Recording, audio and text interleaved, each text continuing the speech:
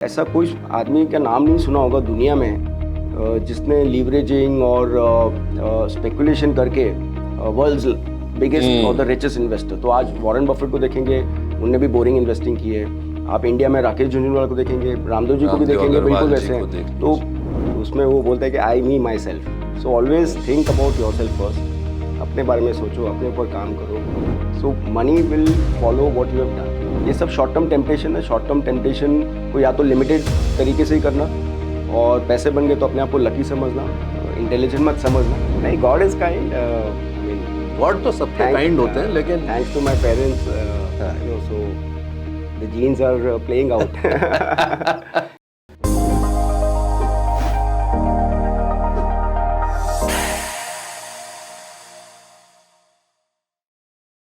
महामनी की एक खास पेशकश ऑन मनी लीडर स्पीक में आपका स्वागत है। मैं हूं विवेक लॉ।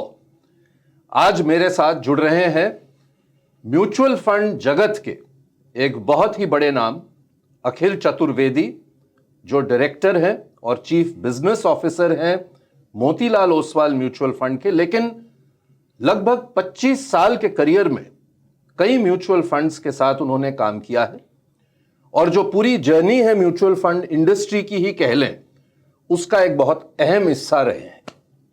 अखिल, बहुत बहुत धन्यवाद जुड़ने के लिए हमारे साथ। कि आज कई सालों के बाद, कोविड के बाद, हम फेस टू फेस बैठ के बात कर रहे हैं, ना कि जूम पर। इस शो के लिए जब मैं रिसर्च कर रहा था, दो चीजें सामने आई। कई लोगों से बात की जिनको आप जानते हैं।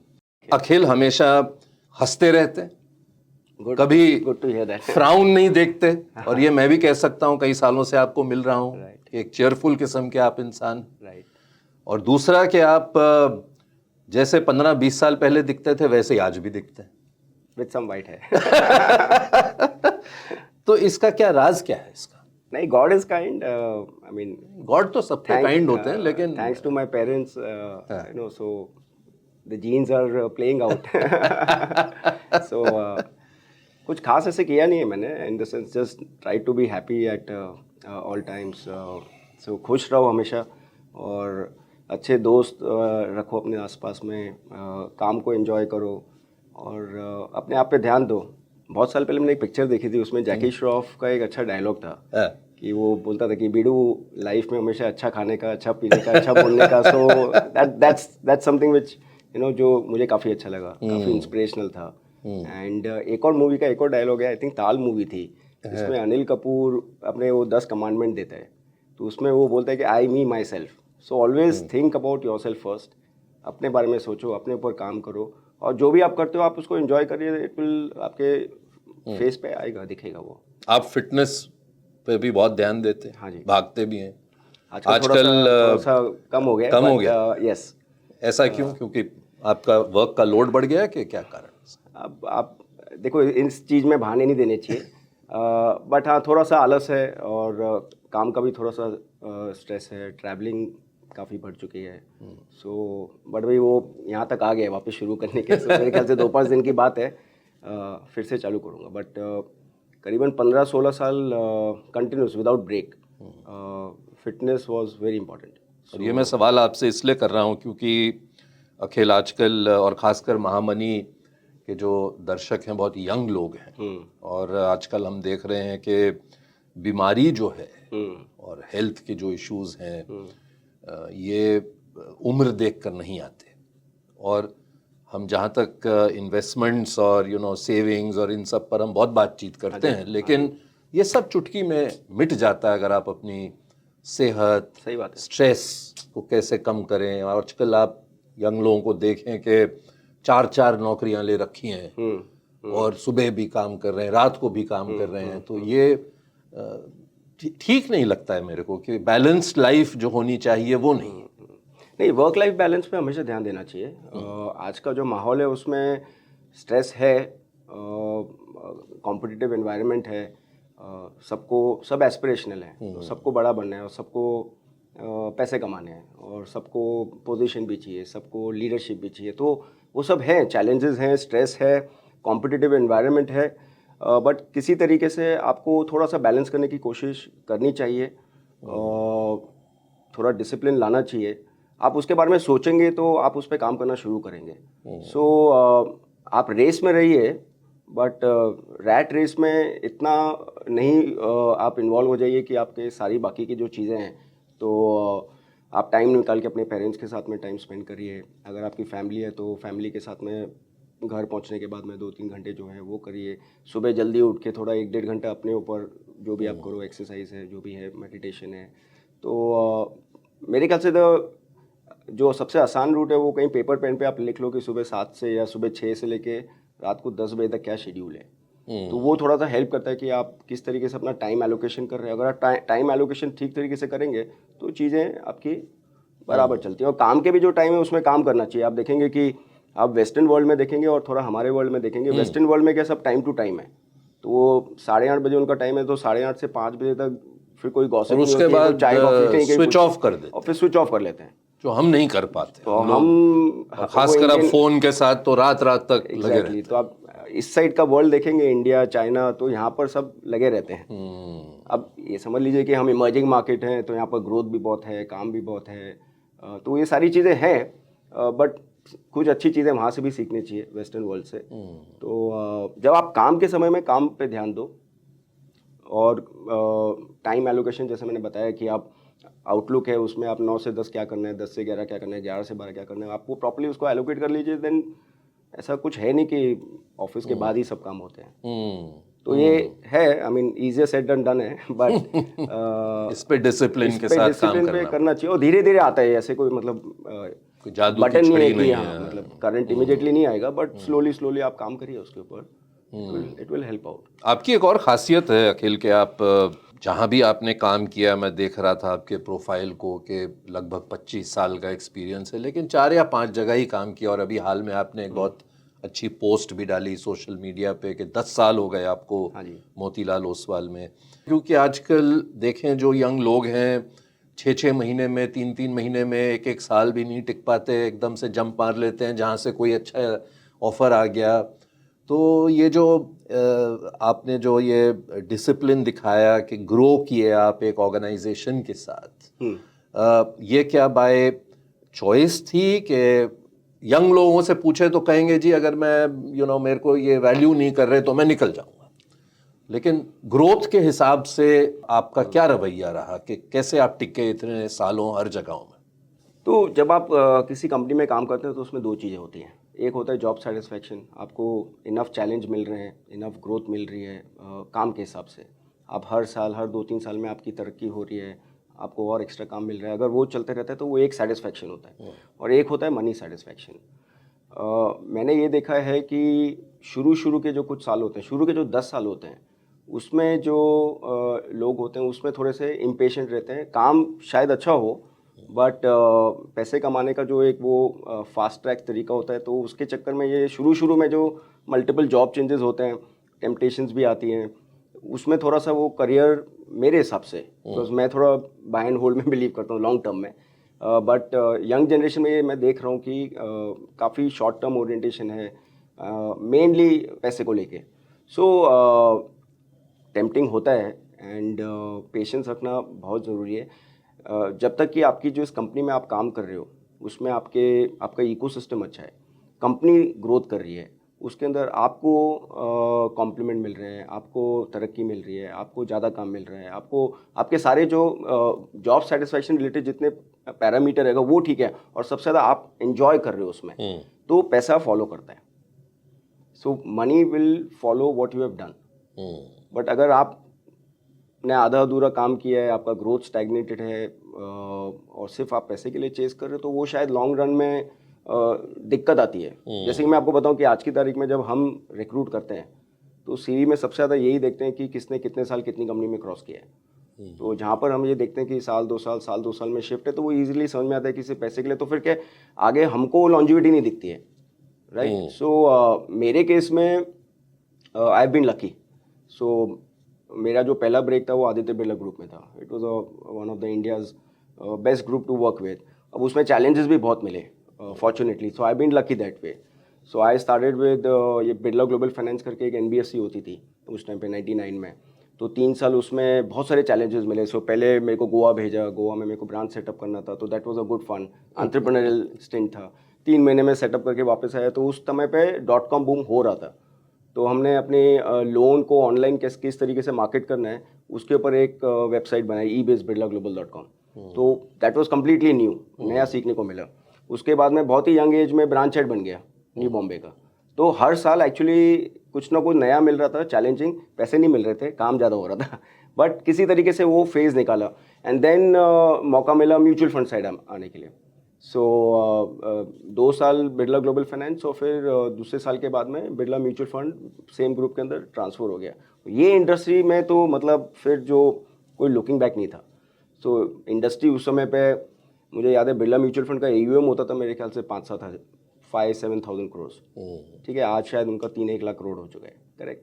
तो वहाँ से वो जो म्यूचुअल फंड में टेल विंड आई है, और एक मतलब ये इंडस्ट्री इतनी अच्छी है बिकॉज इसमें आप एक तरीके से अपने डिस्ट्रीब्यूटर्स, इन्वेस्टर्स, इनके साथ में कम्युनिकेट, करस्पॉन्ड, उनको पैसे कैसे बनाना है वो उस पर मतलब आप गाइड करते हैं। तो हर दिन वो जो एक मज़ा है, that at least gave me the signal कि इसी इंडस्ट्री में टाइम निकलना है। तो अब ये तय हो गया था कि म्यूचुअल फंड में ही रहना है, ठीक है।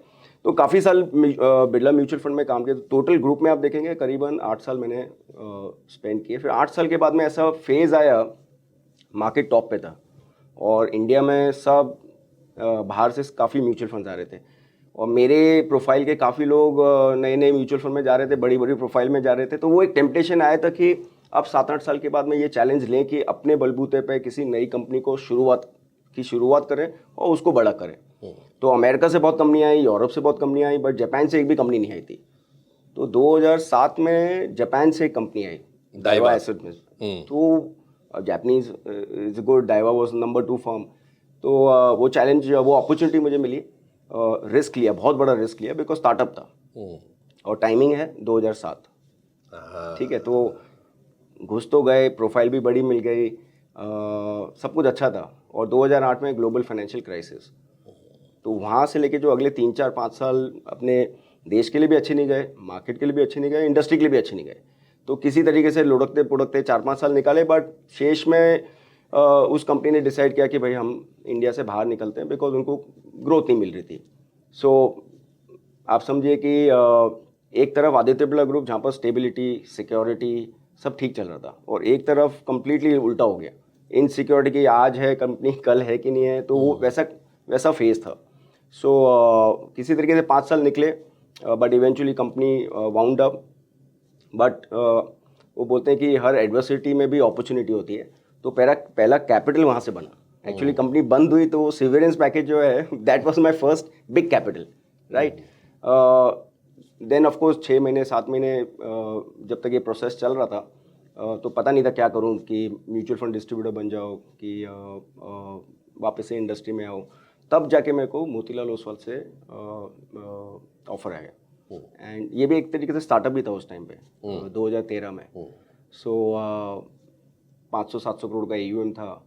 आशीष सोमैया मेरा फ्रेंड है, वो यहाँ पर CEO बन के आया था, उसने मुझे लिया, और यहाँ से फिर वो जो पूरी जर्नी है, और फॉर्चुनेटली वो जो ख़राब पैच था 2009 और 13 का, वो 13 में ख़त्म हो रहा था, और 14 में के बाद तो अपने इंडस्ट्री में जो आप सबको पता ही है, राइट जी। तो नेट आप देखेंगे 3 जॉब की है, Aditya Birla group, डाइवा group and Motilal में अभी 10 साल ख़त्म किए हैं। I hope I can do much more. तो लाइफ भी मतलब पावर ऑफ कंपाउंडिंग की तरह ही होती है कि शुरू में उसका असर नहीं दिखता, लेकिन बाद में जो ग्रोथ आती है, एब्सोल्युटली, और यही चीज़ यंगस्टर्स को भी समझनी चाहिए कि शुरू में हो सकता है कि आपके पास काम ज़्यादा हो, पैसे कम हो, लेकिन जैसे जैसे आप अगर ग्रो करते रहें, काम करते रहें, तो तरक्की भी मिलेगी। 100%। ये होगी आपने जो ये कंपाउंडिंग वर्ड यूज़ किया है, ये बहुत इंपॉर्टेंट है। और अपने वर्क लाइफ में भी कंपाउंडिंग जो है वो 10-15 साल के बाद ही प्ले आउट होना शुरू होता है। बट वो जो पहले 10-15 साल में आपने क्या किया है, आपका अगला 10-15 साल उस 10-15 साल पे डिपेंड करता है। आपके क्या एक्सपीरियंस थे, क्या सक्सेस फैक्टर्स थे, लॉयल्टी कितनी रखी है आपने कंपनियों के साथ में, तो उसके साथ में आपको उसके अगले 10-15-20-25 सालों पे आपको कंपाउंडिंग का जो इफेक्ट दिखते हैं। तो आपने शुरू में कहा कि आपको अपने पेरेंट्स के जीन्स मिले, तो ज़रा अपने चाइल्डहुड के बारे में बताइए, किस तरह की आपकी चाइल्डहुड रही, कुछ फैमिली, क्या सीखा आपने अपने माँ बाप से, जो ये वैल्यू सिस्टम, जो ये चेयरफुलनेस है, कैसे आई? Okay, so childhood has been थोड़ी मेरी वॉलेटाइल जर्नी रही है चाइल्डहुड में. इक्विटी मार्केट की तरह। हाँ, इक्विटी मार्केट जैसी थी जर्नी. मतलब कुछ साल अच्छे जाते थे, कुछ साल बहुत ख़राब जाते थे. नेट यहाँ पर पहुँच गए. बट सो पढ़ाई लिखाई को के मामले में आई वॉज वेरी एवरेज. मतलब किसी तरीके से पास हो रहा था मैं, दैट्स इट. बीच में एक दो स्कूल भी चेंज करने पड़े बिकॉज ICSE में कोप अप नहीं हो रहा था, फिर SSC में गया. तो पढ़ाई लिखाई के मामले में I was very very average. But despite those dejections of being average and your friends being intelligent, अंदर से ये जो पॉजिटिविटी है, पता नहीं क्या वो ingrained, I don't know what, but भले नंबर अच्छे नहीं आते थे, बट अंदर से ऐसा लगता था कि I am going to be big. इतना मुझे पता था कि मैं कुछ ना कुछ ठीक ठाक कर लूँगा लाइफ में, right. So that use to keep me going. दूसरा, मेरे अंदर एंटरप्रेन्योरल एक स्पिरिट या एनर्जी शुरू से रही है. तो 11th स्टैंडर्ड से मैंने एक्चुअली काम करना शुरू किया है. ऑनेस्टली कोई बड़ा पैसा मैंने अपने माँ बाप से लिया नहीं है 11th स्टैंडर्ड के बाद में. So I started my own recording company. It used to be called audio fusion.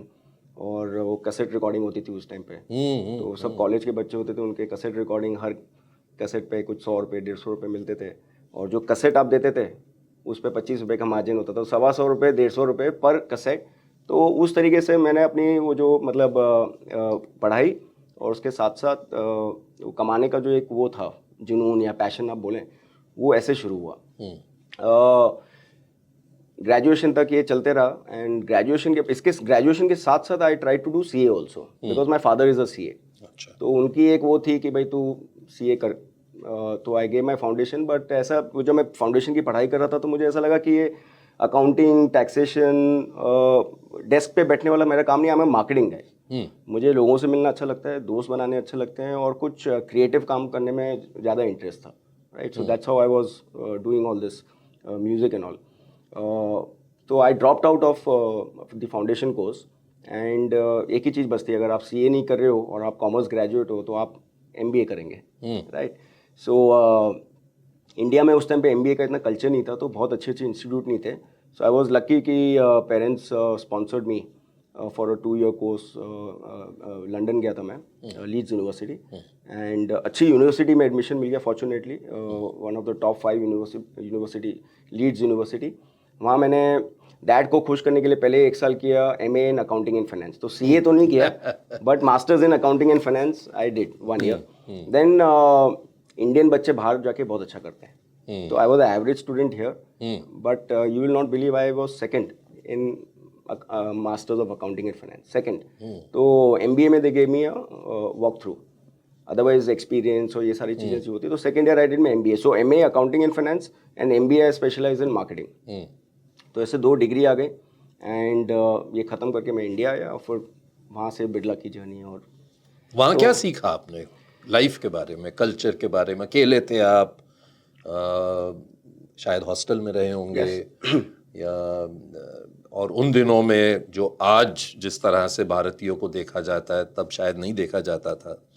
तो क्या सीखा आपने वहाँ? तो मैं गया था 1997 में. तो आप समझ सकते हैं उस टाइम पे बाहर जाना बहुत बड़ी बात होती थी. तो एक्चुअली मेरे को छोड़ने के लिए 25 लोग आए थे. पहली बार अब्रॉड जा रहा था मैं. तो शुरुआत में तो काफ़ी डर था और नर्वसनेस था. बट कुछ एक इंडियन थे, शुरू में थोड़े इंडियन फ्रेंड बन गए. फिर जिस डॉम में मैं रहा था वहाँ से वो जो exposure to multi country people. तो एक मेरा फ्रेंड था जो ग्रीस से था, एक फ्रेंड था टर्की से, एक इंग्लिश फ्रेंड था, एक इंडियन था. तो एक फ्लैट में 6 रूम थे, उसमें 6 नेशनलिटी के अलग अलग लोग थे. तो वहाँ से घुलना मिलना, दूसरे कल्चर्स को समझना, दोस्ती करना, उनके साथ में खाना पीना, ये सारी चीज़ें जो हैं, वहाँ से वो शुरुआत हुआ कि मतलब पूरी दुनिया में हमने तो सिर्फ इंडिया ही देखा था उस समय पे. तो ग्रीस में क्या होता है, ग्रीस मैप में कहाँ पर है, वो तब जाके पता चला, राइट. तो वो एक बहुत अलग जर्नी थी. एंड अगेन थोड़ा लकी रहा हूँ मैं फ्रेंड्स के मामले में. तो जितने भी मेरे रूममेट्स थे या जितने मेरे बैचमेट्स थे, बहुत ही अच्छे लोग थे. और कुछ मेरे से बड़े थे, कुछ मेरे से छोटे भी थे. बट उनको पता चला कि मेरा म्यूज़िक में ट्रेंड है. तो हम लोग की हाउस पार्टीज होती थी जिसमें मैं डीजे करता था। सबसे पहले मैं जब पहुंचा गाते भी थे कि हाँ, नहीं म्यूजिक गाने चलाते सिर्फ बजाने, गाने के मामले में सब भाग जाएंगे। बट तो हमारी जो किचन होती थी उसमें मैं डीजेइंग करता था। फिर सारे वो कॉलेज के बच्चे लोग आए वहाँ, तो वहाँ से फिर वो मेरा एक जो क्या बोलेंगे आपकी लोग मेरे को जिस तरीके से देखते थे वो पूरा काफ़ी बदल गया था। And I to charge. अच्छा। तो अगर मेरे घर पे पार्टी है तो फ्री है, बट वो मेरे को अपने डॉम में बुलाते थे, तो I to get paid also. Squash खेलने का शौक होता था, I was decent in squash. तो मैं यूनिवर्सिटी में स्क्वॉश की ट्रेनिंग भी की है, मतलब देता था training for money. Like I said, वो एंटरप्रेन्योर एक था। तो ये सारी चीज़ें। फिर दूसरे साल में जब मैं MBA कर रहा था, तब एक फ्रेंड है जिनके फादर को यूके में एक ट्रेडिंग कंपनी सेटअप बनी थी। और मुझे शौक था कि डॉम से बाहर निकलूँ, मेरा घर हो, एक गाड़ी हो, ये सारे शौक थे। तो फॉर्चुनेटली ये ब्रेक मिला मुझे कि मेरे जो फ्रेंड के फादर थे उनको चाइना से स्टील रिफ्रैक्टरी ब्रिक्स को एक्सपोर्ट करना था, यूके में इन्वर्ट करके ब्रिटिश स्टील में पहुंचाना था। तो उनको सिर्फ एक बंदा चाहिए था जो ये सारा लाइजनिंग कर दे लॉजिस्टिक का, और एक ऑफिस का एड्रेस। मैंने बोला ऑफिस का एड्रेस है तो आप ये जो घर है इसको ऑफिस एड्रेस बना दो। तो 2 माले का घर मिल गया मेरे को, गाड़ी मिल गई, और सीखने को बहुत कुछ मिला। बिकॉज आप चाइना में भी बात कर रहे हैं, आप यूके में भी बात कर रहे हैं, इंडिया में भी बात कर रहे हैं, एंड देन अच्छा खासा पैसा मिलता था वीकली बेसिस पे। और इसके साथ साथ मैं बताना भूल गया, इसके पहले मैंने टैक्सी में भी काम किया है। अच्छा। सो टैक्सी में क्या वो इलीगल होता है, क्योंकि हम लोग तो स्टूडेंट वीज़ा में गए थे। तो I was a taxi operator, not driver. तो मेरी ड्यूटी शुरू होती थी रात को 10 बजे से सुबह 6 बजे तक। तो 10 से 12 में पीक होता है, बिकॉज 10 से 12 में सब पार्टी करने निकलते हैं तो टैक्सी चाहिए। 12 से 2 फ्री टाइम होता है, फिर 2 बजे वापस से फ़ोन आते हैं कि घर वापस जाना। तो ये 12 से 2 के बीच में मैं पढ़ाई करता था, और 4 से 6 के बीच में वो जितने भी अपने नोट्स करने हैं, डेजर्टेशन है, वो सारी चीज़ें जो हैं वो उस पैच में होती थी। तो रात को जगना, वहीं से कॉलेज से वापस, एंड दोपहर में सोना। तो आप बहुत सारी बातें हैं। मतलब फाइनेंशियल इंडिपेंडेंस आपके लिए बहुत ज़रूरी थी। और एक और चीज़ बताता हूँ मैं आपको, लास्ट में MBA में था, तो MBA का कोर्स ख़त्म होने पर आ रहा था। वहाँ की MBA कमेटी थी, उनको लीड्स यूनिवर्सिटी बिजनेस स्कूल की टी-शर्ट बनानी थी। तो सबसे पूछा गया कि भाई कौन कोई वॉलंटियर कर सकता है कि नहीं कर सकता है। तो मेरा एक फ्रेंड है वो टेक्सटाइल में था। मैंने बोला यार एक टी-शर्ट चाहिए राउंड नेक, उसमें LUBS का स्टिकर लगाना है, तो क्या कॉस्टिंग आएगी। तो वो बोला कुछ इंडिया उसमें कुछ 100 रुपये कुछ बताया था, तो वहाँ के उस टाइम पे 1 पाउंड होते थे। तो 1 पाउंड की कॉस्टिंग थी, टी-शर्ट प्लस प्रिंटिंग। और मैंने वहाँ बिड कर दिया 8 पाउंड, एंड 8 पाउंड में आई बिकेम द चीपेस्ट। तो कोई 10, किसी ने 12, किसी ने 13 किया, तो 8 पाउंड में मुझे कॉन्ट्रैक्ट मिल गया करीबन 500 टी-शर्ट का। ठीक है ना। तो मैं इंडिया आया, टी-शर्ट बना के रखी, फिर उसको पूरा पैक किया, एक्सेस बैगेज भर के सारी टी-शर्ट को लेके गया। But 7 pound profit on 500 T-shirts, you can imagine. और उस वक्त तो हाँ, बहुत उस टाइम वैल्यू पे। थी उसकी। सो उसमें मजाक की बात ये है कि ये जो मेरा दोस्त है इसने थोड़ा सा शॉर्टकट लिया, उसने ठीक से सुखाया नहीं। टिपिकल इंडियन उस टाइम पे जो था, तो जो प्रिंट था वो प्रिंट सूखी नहीं थी। ठीक है ना। तो वहाँ गया, मैं लैंड किया, तो मेरे को फ़ोन आता है इसका कि अखिल पहुँच गया। मैंने बोला हाँ। ठीक है सर। मैंने बोला हाँ ठीक है, एक प्रॉब्लम है। मैंने बोला क्या हो गया। ये वो टी-शर्ट मैंने वो प्रिंट सूखा नहीं है। मैंने तो क्या बोल रहे भाई, टी-शर्ट वो तो मेन है, टी-शर्ट थोड़ी चाहिए। तो मैंने बोला अब क्या करूँ। तो वो बोलते एक काम कर, हीटर है घर पे। मैंने बोला हाँ। तो रात भर लग जाए, एक टी-शर्ट खोल, सूखा, हीटर के ऊपर रख, 500 टी-शर्ट, और अगले दिन से अपने को एग्जीबिशन रखना है, राइट। अब 25, 30, 40 तक तो मैंने कर ली। उसके बाद मैंने बोला बंद करो। अगले दिन लेके गया, बेच दिया।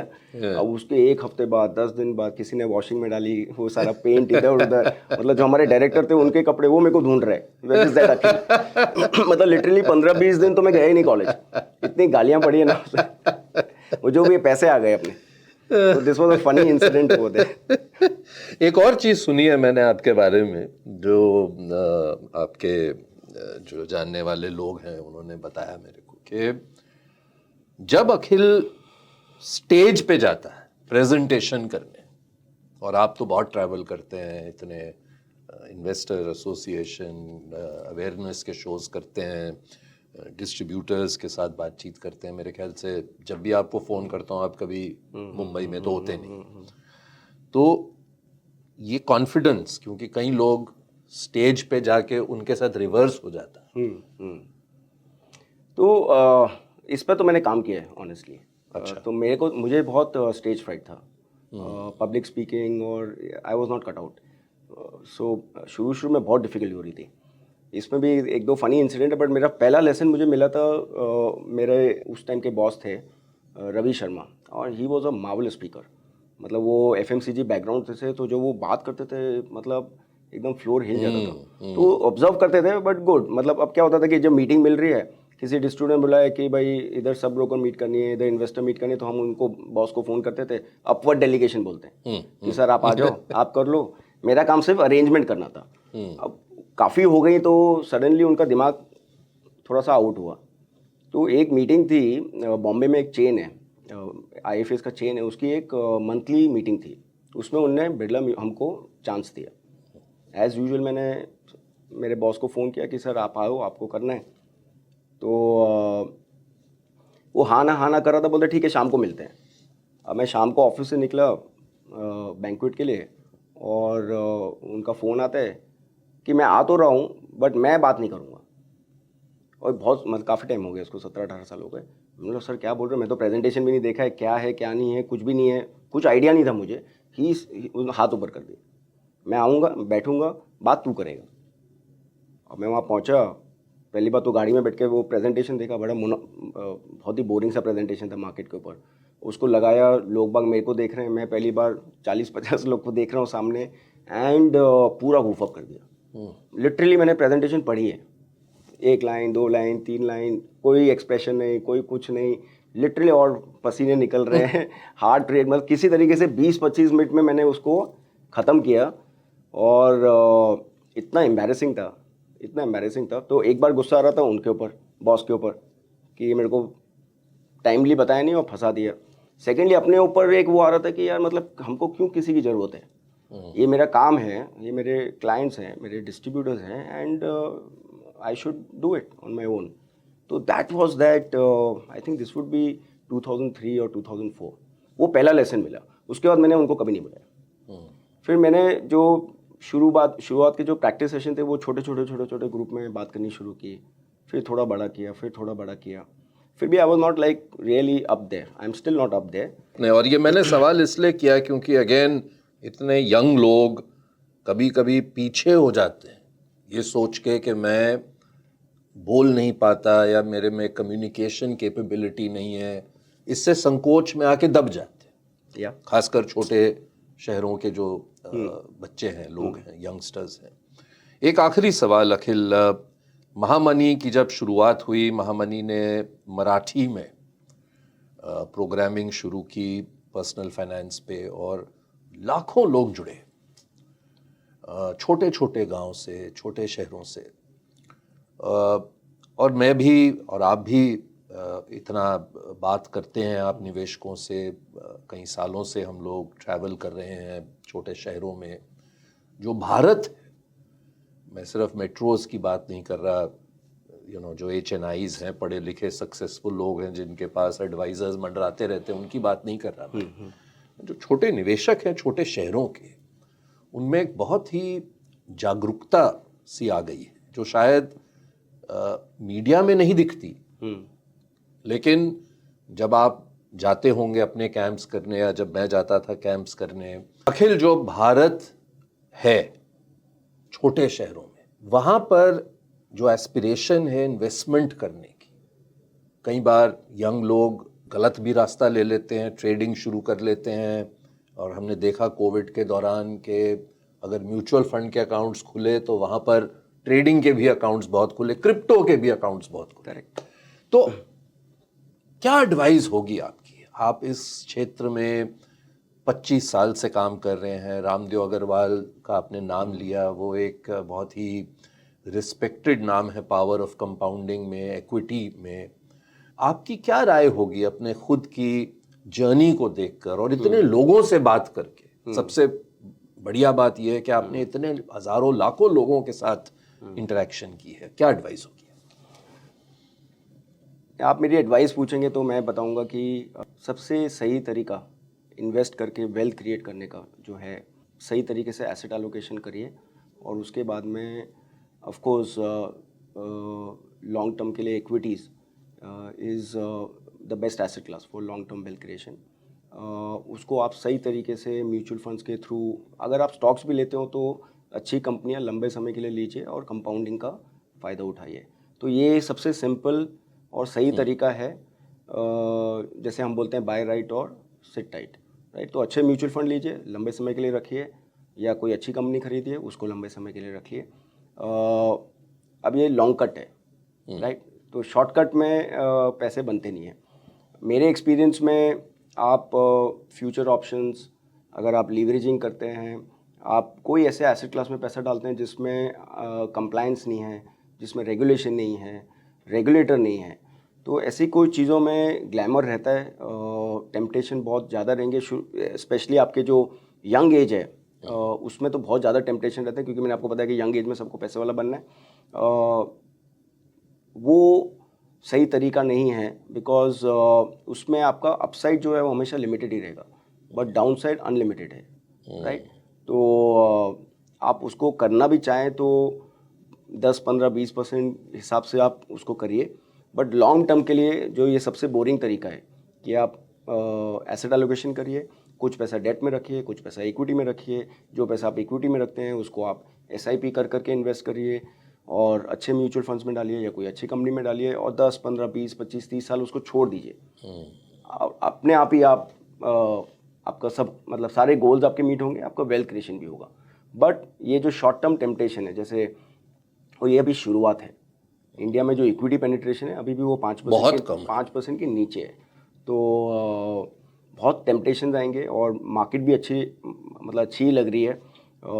शुरुआत में सब गलतियों से ही सीखते हैं, तो गलतियों को कम रखना, गलतियों को लिमिट करिए। एंड गलतियाँ यही है, लीवरेजिंग और डेरिवेटिव्स, फ्यूचर ऑप्शन, जो चीज़ बहुत कॉम्प्लेक्स है समझने में। जो और दूसरा एक और है कि हमने या आपने ऐसा कोई आदमी का नाम नहीं सुना होगा दुनिया में जिसने लीवरेजिंग और स्पेकुलेशन करके वर्ल्ड्स बिगेस्ट और द रिचेस्ट इन्वेस्टर। तो आज वॉरेन बफेट को देखेंगे, उनने भी बोरिंग इन्वेस्टिंग की है। आप इंडिया में राकेश झुनझुनवाला को देखेंगे, रामदेव जी को भी देखेंगे, बिल्कुल वैसे हैं। तो मैं तो इनके साथ में काम कर रहा हूँ। ज़ीरो लीवरेज पॉलिसी, अच्छी कंपनियों में ध्यान दो, कैसे अच्छी कंपनी को ढूंढना है, कैसे ग्रोथ कंपनी को ढूंढना है, उस पर आप टाइम स्पेंड करिए, राइट। और आपके पास टाइम नहीं है तो आप आउटसोर्स कर दीजिए म्यूचुअल फंड मैनेजर्स को। तो गलतियां यही हैं। ये जो क्रिप्टो, आप देखिए क्रिप्टो का क्या हुआ, राइट। तो ये सब शॉर्ट टर्म टेम्पटेशन है। शॉर्ट टर्म टेम्पटेशन को या तो लिमिटेड तरीके से ही करना, और पैसे बन गए तो अपने आप को लकी समझना, इंटेलिजेंट मत समझना, और जितना इसको कम करें उतना अच्छा है। बाकी long term mutual funds, SIP, ये सारे जो रूट्स हैं सिंपल हैं। अब सब जगह पे हमारे प्रेजेंस है, सब जगह पे एडवाइजर्स हैं। तो I would suggest that this is the best way. मैंने अपने शुरू के 7-8-9 साल में ये सब करके देखा और शायद 3-4 बार ज़ीरो किया है। उसके बाद में SIP शुरू की और 15 सालों से SIP चल रही है और लाइफ ठीक है, ठीक है। Thank you very much. Thank you Vivek, thank you. It's been wonderful talking to you, और मैं यही उम्मीद करता हूँ आप हमेशा स्माइल करते रहें। थैंक यू और लोगों को प्रेरित करते रहें। Thank you and best wishes to Mahamuni. Thank you so much.